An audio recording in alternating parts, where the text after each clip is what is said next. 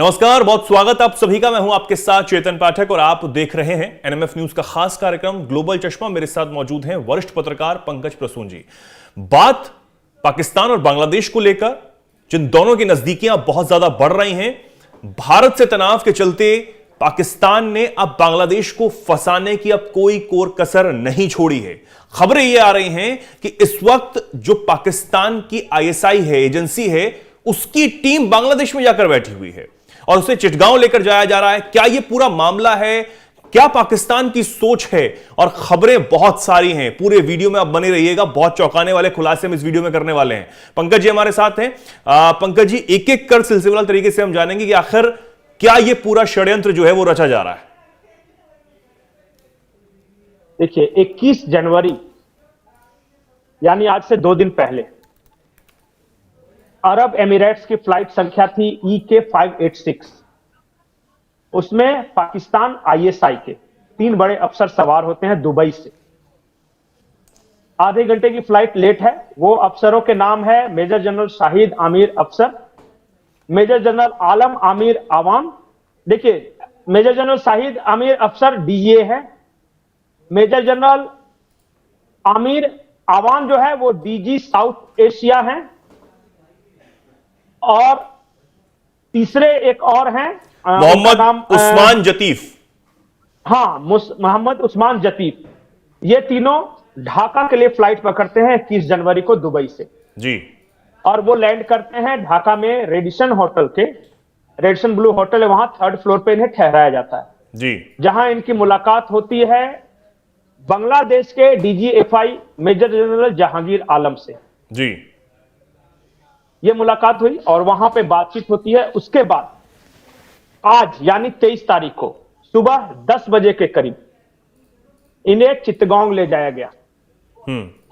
और वहां उल्फा कैडर्स, जो भारत में जो उल्फा है ना, तो 2 तरह के देखे। एक तो यहां शांति समझौता किए थे और बहुत सारे उल्फा कैडर्स ने शेख हसीना के समय में बांग्लादेश में सरेंडर कर दिया था। और यहां जो शांति समझौता हुआ था उसी प्रेशर में हुआ था कि वहां शेख हसीना से कोई मदद मिल नहीं रही थी, वो क्रैकडाउन कर रही थी, बहुत सारे उल्फा उग्रवादियों को पकड़ रही थी। तो जब ताकत इधर से नहीं मिल रहा था तो भारत सरकार के साथ इन्होंने समझौता कर लिया। अब जिनको शेख हसीना ने अरेस्ट किया था उन सब सरेंडर्ड उल्फा के उग्रवादियों के साथ पाकिस्तानी आईएसआई जनरल की आज मुलाकात हुई है सुबह 10 बजे यानी 23 जनवरी 2025 को। अब जो बातचीत हुई, जाहिर तौर पे आईएसआई ने कहा होगा कि आप नॉर्थ ईस्ट, जो इंडिया का जो नॉर्थ ईस्ट है, वहां पे उग्रवाद को थोड़ा बढ़ाइए। लेकिन कहानी सिर्फ इतनी नहीं है। ये तो मैं तो फ्लाइट संख्या, अफसर के नाम, लोकेशन सब बता रहा हूं जी। अब कहानी क्या है मैं आपको बताता हूं। सबसे पहले मैं आपसे रिक्वेस्ट करूंगा कि एक मैप है वन बेल्ट वन रोड का, वो उस मैप को जरा फुल स्क्रीन पे दिखाइए ताकि हमारे दर्शक जो हैं वो अच्छे से समझ पाए। ये मैप हम क्या करते हैं ना, हम जो रेड बना हुआ है CPEC, जो पाकिस्तान से होकर गुजरने वाला है, उसके बारे में हमेशा चर्चा करते हैं। लेकिन फुल प्रोजेक्ट जो है वो वन बेल्ट वन रोड है। तो वो चाइना से निकलेगा, एक तरफ तो वो पाकिस्तान में एंटर करके ग्वादर पोर्ट चला जाएगा, और दूसरा जो चाइना से निकलेगा और वो क्या करेगा, म्यांमार के शिनजियांग प्रांत एक है, उसका जो करेक्ट जो स्पेलिंग है XIAN, वहां से म्यांमार में एंटर करता है। और कुनमिंग, वहां से होते हुए आप देखिएगा एक कैपियाकू, ये है पोर्ट है, वो उसका एग्जैक्ट प्रोनाउंसिएशन मुझे नहीं पता, जो दर्शक है वो समझ लेंगे, लेकिन स्पेलिंग है KYAUKPYU जी, जो मैप पे आपको दिखा रहे हैं। तो ये है चाइना का वन बेल्ट वन रोड, पूरा ये है। आप एक हिस्से को सिर्फ मत देखिए जो कि पाकिस्तान से जो CPEC होके गुजर रहा है। अब CPEC चूंकि हॉल्ट है, चाइना का प्लान ये था कि हम समंदर तक पहुंचेंगे और समंदर तक या तो ग्वादर पहुंचेंगे या कैपियाकू जो पोर्ट है वहां पहुंचेंगे। और वहां से आप देखिएगा मैप को अगर ध्यान से थोड़ा जूम इन करके तो देखिएगा चित्तगांव जो बांग्लादेश का जो है पोर्ट, वहां से ये कनेक्टिविटी है और नीचे फिर से भारत के साउथ से होते हुए वापस जाके वो ग्वादर में जाके कनेक्ट कर गई है जी। हेमनटोटा, और हेमनटोटा से लेके मालदीव का एक है, और उसके बाद सीधे ग्वादर, जो ब्लू कलर में दिखा रहा हूं। हम्बनटोटा मैं को चाहता भी हूं कि चाइना ने लीज पर लिया हुआ है, ये वही है? बिल्कुल बिल्कुल वही वाला है। जी तो जितना ये केप याकू जो है, हेमनटोटा है, ये सबको चाइना ने लीज पे लेके रखा है, जी। और सबको कनेक्ट एक दूसरे से करना है। यही है one belt one road initiative China का। और उसका एक बहुत छोटा सा हिस्सा जो कि रेड कलर का है, वो सीपीसी है, जी जिसे अब ग्वादर वो पीओके से होके फिर डेरा इस्माइल खान, और वहां से बलूचिस्तान होके फिर ग्वादर जाता है। चाइना पाकिस्तान तो इकोनॉमिक हमारा कॉरिडोर, जिसका विरोध बहुत ज्यादा हाँ, वहां पर बलूचिस्तान के प्रांत में हो रहा है। बस अब मैं गुजारिश करूंगा फिर से हम लोग को स्क्रीन पे ले आए। जी तो अब हो क्या रहा है कि हमारे यहां के जितने डिप्लोमेसी हैं या स्ट्रेटेजिक अफेयर्स जो समझाने वाले हैं, सब पाकिस्तान वाले पे फोकस किए हुए हैं। जी लेकिन सेम प्लान चल रहा है नॉर्थ ईस्ट में भी। अब आप बोलिए कि वहां कैसे चल रहा है, क्योंकि सीपीसी वाला हॉल्टेड है, वहां समस्याएं हैं, चाहे अफगानिस्तान को लेकर तहरीक तालिबान पाकिस्तान हो या बलूच नेशनल फोर्स जो है उसकी वजह से। तो उन्होंने कहा कि जब तक ये है, जब तक भारत को दूसरे मोर्चे पे नहीं उलझाओगे तब तक ये काम स्मूथ नहीं होगा। हाँ मैं उदाहरण के लिए बताता हूं आपको, जब चाइना को अपना गिलगिट बाल्टिस्तान में जो इन्वेस्टमेंट है उसे सिक्योर करना होता है ना, तो वो अपने पाकिस्तानी प्रॉक्सीज के जरिए कश्मीर में आतंकवाद फैलाता है, ताकि जो भारतीय फौज है वो कश्मीर में उलझी रहे और वहां उनका काम स्मूथ चलता है। बिल्कुल। कश्मीर में शांति है, इसलिए गिलगिट बाल्टिस्तान में आज आग है और वहां सीपीसी बिल्कुल हॉल्ट है। कश्मीर में अगर आग लगेगी तो सीपीसी खाली हो जाएगा, बिल्कुल देखिएगा वहां से, ये रिलेशन है। यहां आज क्या है कि नॉर्थ ईस्ट में शांति है, इसलिए तहरीक तालिबान पाकिस्तान वहां एक्टिव है। यानी कि इसमें भी चीन का एंगल है। लेकिन अब पाकिस्तान की जो ये अब एंट्री हो रही, कई और खबरें भी सामने आ रही हैं। कहा यह जा रहा है कि बांग्लादेश की ऑर्डिनेंस फैक्ट्री पर भी पाकिस्तान ने टेक ओवर किया है। देखिए, बांग्लादेश एक मोहरे की तरह काम कर रहा है। वो क्या कर रहा है मैं बताता हूं। ये मेजर गेम में वो बहुत छोटा सा प्यादा है। Bangladesh is not so important. अब ये आईएसआई वाले वहां गए हैं, इन लोग क्या करेंगे, हथियार देंगे, पैसे देंगे जी। इनडायरेक्ट इन्वेस्टमेंट जो आ रहा है वो चाइना के थ्रू आ रहा है, लेकिन दे रहे हैं आईएसआई वाले, क्योंकि इनके पास देने को पैसे नहीं। तो वो क्या करेंगे, नॉर्थ ईस्ट में मिलिटेंसी को थोड़ा सा फिर से राइज अप करेंगे। ये उल्फा को देंगे या जो भी उस तरह है। 3 राज्यों को इन्होंने छोड़ दिया, बोला है कि अभी हम अरुणाचल प्रदेश, नागालैंड और त्रिपुरा, इन तीनों को भी छोड़ो थे। बाकी जगहों पे आप मणिपुर में फैलाओ मिलिटेंसी, मिजोरम में फैलाओ और मेघालय में फैलाओ और आसाम में वगैरह, ये सब। तो इन सब राज्यों में फिर से देखिए मिलिटेंसी को बढ़ाने की कोशिश की जाएगी। वो सब सरेंडर्ड उल्फा। अब क्या होगा कि भारतीय फौजें यहां इंगेज होंगी, या इंगेज होंगी तो वो जो म्यांमार वाला उसका जो प्रोजेक्ट है, जहां गृह युद्ध चल रहा है, वहां पे चाइना अब अपना अगला जो मिशन है वो शुरू करेगा। और मिशन क्या रहेगा कि भारत को इधर उलझाना है, और वहां जो है वो जो गृह युद्ध चल रहा है, वहां जो विद्रोही सेना है उनको आर्म्स प्रोवाइड करना है। एक संगठन है वहां UWSA, उन्होंने यूनाइटेड कुछ बनाया है वहां पे, जो विद्रोही लोग हैं उन्होंने जी, उनका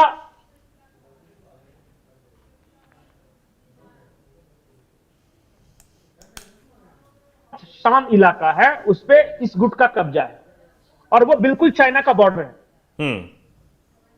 चाइना इनको पैसे भी दे रहा है, हथियार दे रहा है, और ये भी बोल रहा है, बिल्कुल आप जो येलो कलर से ऊपर देख रहे हैं ना, सबसे जहां से चाइना और मिलता है म्यांमार का बॉर्डर जी, वो शान प्रोविंस है। और उत्तर में इसको नॉर्थ शान है और दक्षिण में साउथ शान बोलते हैं उसको जी। और मैं आपको भेज दूंगा वो खबरें भी कि उन्होंने लाशियों पे कब्जा कर लिया है, कैसे कैसे एक एक करके पोस्ट पे कब्जा कर लिया है चाइना के पैसे से। अब ये क्या है कि चाइना ने जो यानी कि अगर हम इसको समझें पंकज जी, कि चाइना की जो चाल है वो पूरी तरीके से इंडिया को घेरने की है, इधर से लेकर अफगानिस्तान तक जो वो अभी उसकी रणनीति चल रही है कि अफगानिस्तान में भी तमाम सोना और जो लिथियम के लिए वो वहां पर नजर गड़ाए बैठा है, वो वहां तक भी पहुंच चुका है, ट्रेन वहां पर चला रहा है। तो पूरी तरीके से इंडिया को घेरने की जो साजिश है वो रची जा रही है। नहीं, और जहां आप येलो कलर का राउंड देख रहे हैं ना इस तस्वीर में, वो सब स्ट्रेटेजिक लोकेशंस है जिसे चाइना ने लीज पर ले रखा है। और जो ये जहां जहां कोण बना रहे हैं, जैसे ग्वादर के पास एक कोण है, देखिए पाकिस्तान का बॉर्डर जहां समंदर मिल रहा है वो ग्वादर पोर्ट है। नीचे श्रीलंका के पास एक कोण है जो हेमनटोटा पोर्ट है। और जो रेड लाइन और येलो सर्किल के जो रेड लाइन मिल रहा है ना, वो इक्वाकुआ आइलैंड कुछ है, कक्सियाकू, मैं बार बार उसका उच्चारण नहीं पता क्योंकि म्यांमारी शब्द है, लेकिन स्पेलिंग है KYAUKPYU। तो वहां भी उसे भी लीज पे ले रखा है। चिटगांग पोर्ट को लीज पे लेने की योजना है। तो ये तो अब तो सिर्फ रूट ही करना है ना, बाकी जो पोर्ट्स तो चाइना के कब्जे में आ ही गए हैं। इसी को CIA ने स्ट्रिंग ऑफ पर्ल्स कहा था, मोतियों की लड़ी जो चाइना बना रहा है भारत के चारों तरफ। और चाइना इसे one belt one road project कहता है। तो आप उसे स्ट्रिंग ऑफ पर्ल्स कहें, one belt one road project कहें, या फिर ये करें, ये पूरा जो गेम प्लान चल रहा है वो चाइना का चल रहा है। और जो अराकान आर्मी है वो चाइना की प्रॉक्सी है।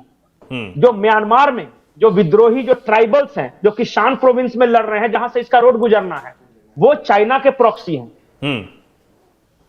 और अभी चाइना का सिर्फ एकमात्र लक्ष्य है कि भारत का ध्यान म्यांमार से हटकर किसी तरह नॉर्थ ईस्ट में उलझ के रह जाए। और भारत का ध्यान गिलगिट बाल्टिस्तान से हटकर किसी तरह कश्मीर में उलझ जाए। तो ये दो फ्रंट होंगे तो हमारा उधर गिलगिट बाल्टिस्तान वाला भी बेल्ट पूरा कंप्लीट हो जाएगा और इधर भी कंप्लीट हो जाएगा। फिर ये समंदर के रास्ते में कोई ज्यादा इशू नहीं। तो यानी कि ये पूरी जो एक बार फिर से मैं पिंटू से गुजारिश करूंगा कि एक बार फिर से मैप को फुल स्क्रीन दे ताकि लोग समझ सकें कि क्या है वन बेल्ट वन रोड और कैसे जो पहला मैप चलाया गया था उसे दोबारा चलाएं स्क्रीन हाँ, पर। पहला वाला, इससे पहले वाला जो मैप है। तो देखिए चाइना है, चाइना का आप मैप देख पा रहे हैं इसमें, और वहां चाइना से निकला शान प्रोविंस में एक साइएन, और वहां से कुनमिंग होते हुए देखिए म्यांमार में इंटर किया। चाइना तक तो कोई दिक्कत नहीं। ग्रीन कलर का जो है वो म्यांमार है। और जो रेड कलर का है वो पाकिस्तान से होकर गुजरता है। सिर्फ इनको ग्रीन और रेड अपना कंप्लीट करना है, बाकी सारे कंप्लीटेड है। जो आप जो ब्लैक कलर जो लाइट ब्लैक देख रहे हैं जो पेंसिल कलर का, वो कंप्लीट है, वो तो चाइना के मेनलैंड में है, उसको कोई इश्यू है नहीं। और नीचे समंदर वाला प्रोजेक्ट वो उसने तमाम चीजों को लीज पर लिया ही हुआ है, चाहे वो श्रीलंका का हम्बनटोटा पोर्ट हो उसे भी लीज पर लिया हुआ है, और आगे भी वो उसने लीज पर लिया हुआ है। लेकिन सबसे बड़ी बात यह है कि सीपेक कॉरिडोर कैसे पूरा होगा, यह बहुत बड़ी चिंता का विषय चीन के लिए बना हुआ है।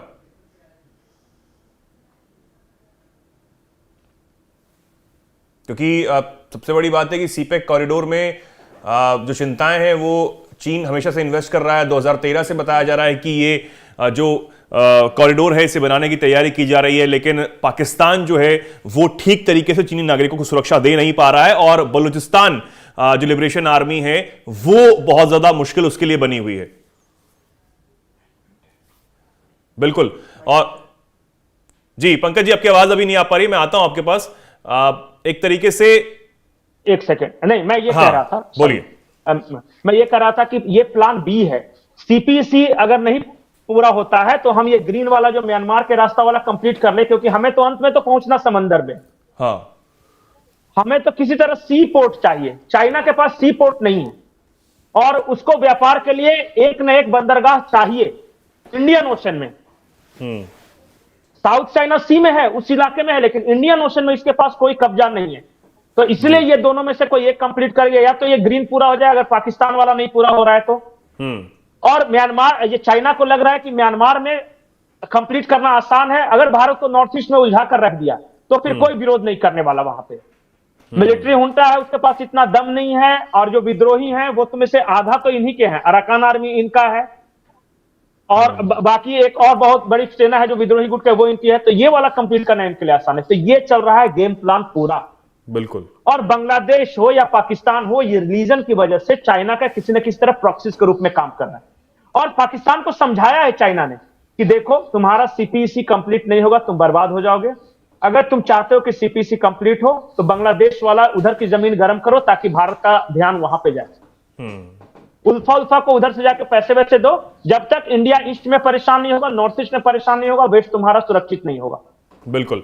और अब ये पूरी तरीके से चीन की ही चाल है, चाहे वो म्यांमार के रास्ते भारत में आतंकवाद फैलाना का काम करना हो, बांग्लादेश को पाकिस्तान की तरफ से के साथ उलझाना हो, या फिर भारत को मिलिटेंसी में उलझाना हो, या तमाम जो रणनीतियां हैं, जो चाल है, वो चीन की ही है। अब ये समझ आता है। एक ये तस्वीर भी पिछले महीने की ये तस्वीर आपको दिखा रहे हैं, जब पाकिस्तान के जो आईएसआई के डीजी हैं असीम मलिक, वो तजाकिस्तान जा पहुंचे थे, क्योंकि तालिबान से, क्योंकि इस वक्त पाकिस्तान जो है वो संघर्ष से जूझ रहा है और तालिबानी लड़ाके जो है वो पाकिस्तान की नाक में दम किए हुए हैं। तजाकिस्तान से भी वखान कॉरिडोर को लेकर शायद मदद मांगी गई थी, तब की ये तस्वीर बताई जा रही है। अभी क्योंकि आईएसआई की टीम बांग्लादेश पहुंची हुई है, लेकिन इसमें असीम मलिक नहीं है जो उनके डीजी हैं। ये अभी रिपोर्ट्स जो है वो कह रही हैं। नहीं, ये तजाकिस्तान क्यों गए आप समझिए। हाँ। ताजिक जो है, देखिए तालिबान के जो मुख्य विरोधी है, जो गुट है, वो है नॉर्थ अलायंस बोलते हैं उसको, नॉर्दर्न अलायंस। हाँ। जिसमें हाजरा हैं, ताजिक हैं, उज्बेकी हैं, वो सब मिलकर पश्तूनों से लड़ रहे थे अफगानिस्तान में। जब तालिबान का कब्जा हुआ तो नॉर्दर्न अलायंस के बहुत सारे फौज वो तजाकिस्तान में जाके हैं वहां पे। तो तजाकिस्तान में आईएसआई वाले ये कहने गए हैं कि आप नॉर्दर्न अलायंस को फिर से एक्टिवेट करो जी, तालिबानियों को फंसाओ यहां पे। वो ग्राउंड जो लड़ने में माहिर हैं। और आपको याद होगा जब अमेरिका ने पहली बार जब तालिबान पे अटैक किया था अफगानिस्तान पे, तो ग्राउंड पे ये नॉर्दर्न अलायंस की सेनाएं ही आगे बढ़ रही थी। तो नॉर्दर्न अलायंस को फिर से एक्टिवेट करने के लिए गए हैं ताकि तालिबान को वहां पे नुकसान पहुंचा सके। और इतना ही नहीं, ये जो आईएसआई के जो लोग हैं, वो आईसिस जिसे वो दाइश कहते हैं, उन लोगों से भी संपर्क किया है कि तालिबान तुम्हारे भी दुश्मन है तो तुम उधर से अटैक करो। सऊदी वाले इलाके से तुम अटैक करो, ईरान के माफ कीजिएगा, ईरान वाले बॉर्डर से तुम अटैक करो, और तजाकिस्तान वाले बॉर्डर से ताजिक नॉर्दर्न अलायंस अटैक करेंगे। तो जब अफगानिस्तान में तालिबान उलझेंगे ना, तो हमारा बॉर्डर शांत होगा। ये इस वजह से गए थे। बिल्कुल। ये एक और मैं एक और महत्वपूर्ण बात जो जानकारी दे रहा हूं, बांग्लादेश के आर्मी चीफ बदलने वाले हैं। हाँ। वहां से जो खबर आ रही है, जो मौजूदा आर्मी चीफ हैं, उन्होंने जब इंटरव्यू दिया कि भारत के साथ हमें अच्छे संबंध रखने होंगे, तो उसी वक्त से उनको हटाने की योजना पे काम शुरू हो गया। मोहम्मद फैजुर रहमान, ये प्रो हिजबुत तहरीर के समर्थक माने जाते हैं। इनको नया आर्मी चीफ बनाने जा रहे हैं। और जो आसिफ जो है, नजरुल और नाहिद, ये तीनों जो इनके कंप्यूटर, तीनों को दे वर फोर्स्ड टू रिजाइन, ये इस्तीफा देने के लिए इन्हें मजबूर किया जा रहा है जी। यानी कि पूरी तरीके से बांग्लादेश को अपने चंगुल में फंसाने की जो कोशिश है वो लगातार की जा रही है। और पाकिस्तान तो यही चाहता है कि हमेशा से बांग्लादेश के जो हालात हैं वो अब ऐसे ही बने रहें और धीरे धीरे वो हमारे करीब आता रहे, ताकि हम दोनों जो हैं वो मैं चाइना का प्लान जो है पूरा कर लूं। ये पाकिस्तान कहीं ना कहीं चाहता है जी। कुछ कह रहे हैं? आखिरी मेरा लास्ट कमेंट यही है कि जब यूनुस ने देखा कि नए ट्रंप प्रशासन से मुझे मदद नहीं मिल सकती, हाँ, तो वो सीधे सीधे चाइना और पाकिस्तान की तरफ चले गए कि यहां से तो मैं मदद मिलेगी तभी मैं सरवाइव कर पाऊंगा। यानी कि अब सिर्फ चाइना ही इन दोनों देशों के लिए रह गया है जो इनकी मदद कर सकता है, और चाइना अपने हित के लिए इनको किसी भी हद तक गिरा सकता है, और ये गिरने के लिए भी तैयार हैं। ये तो बिल्कुल साफ हो गया है। ठीक है, बहुत बहुत धन्यवाद पंकज जी, आपका हमारे इस चर्चा में जुड़ने के लिए, और बहुत अच्छे से आपने इस पूरे मुद्दे को समझाया कि आखिर ये हो क्या रहा है, भारत के पड़ोस में क्या षड्यंत्र जो है वो रचा जा रहा है, और ये किसकी चाल है, इसमें भी चीन निकलकर सामने आता है। अब आप इस पर क्या सोचते हैं, क्या कुछ कहना चाहेंगे, कमेंट सेक्शन में आप जरूर अपनी बात रखें, और ऐसे ही जुड़े रहें, देखते रहें एनएमएफ न्यूज। नमस्कार।